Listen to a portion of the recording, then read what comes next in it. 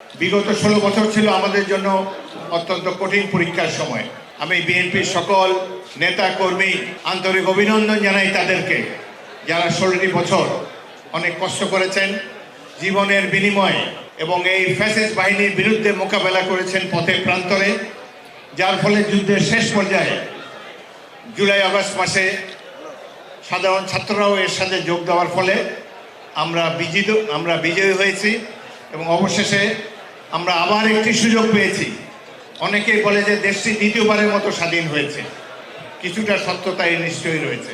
আমরা আশা করব যে গণতন্ত্র প্রতিষ্ঠার জন্যে, যে ভোটাধিকার প্রতিষ্ঠার জন্য আমরা লড়াই করেছি, আমরা তার দ্বার প্রান্তে উপনীত হয়েছি। আমরা আশা করব বর্তমান সরকার অতি অল্প সময়ের মধ্যেই গণতন্ত্র এবং ভোটাধিকার অর্জনের জন্যে একটি নির্বাচনী রোডম্যাপ ঘোষণা করবেন, যাতে করে 71-এর মহান মুক্তিযুদ্ধের লক্ষ্য আমরা যেন অর্জিত হয়েছে বলে দেখে যেতে পারি।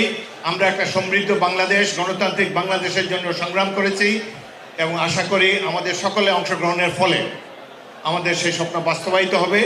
বিএনপিরও কিছু করণীয় আছে। বিএনপি বর্তমানে দেশের সবচেয়ে জনপ্রিয় এবং বৃহত্তম রাজনৈতিক দল। আমাদেরকে নিয়ে অনেকে অনেক ধরনের কুৎসা রটনা করবে। আমরা যেন এইসব কুৎসাকে মিথ্যা প্রতিপন্ন করতে পারি। আমরা যেন শহীদ জিয়াউর রহমানের আদর্শ ধারণ করে একটি সমৃদ্ধ বাংলাদেশ গড়ার জন্যে তার পটভূমি আমরা রচনা করতে পারি।